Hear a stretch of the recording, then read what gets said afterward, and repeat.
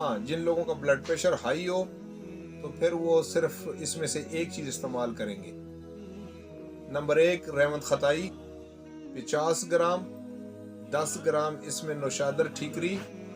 10 gram اس کے اندر کلمی شورا۔ یہ تینوں چیزوں کو اگر آپ کوٹ لیں اور چمچ کا چوتھائی حصہ صبح اور شام پانی سے اگر لیا جائے تو اس سے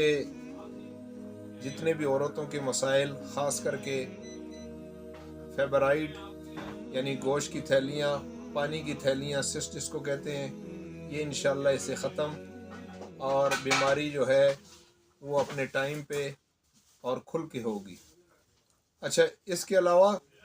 جن لوگوں کے چہرے پہ، چن پہ جو بال آ جاتے ہیں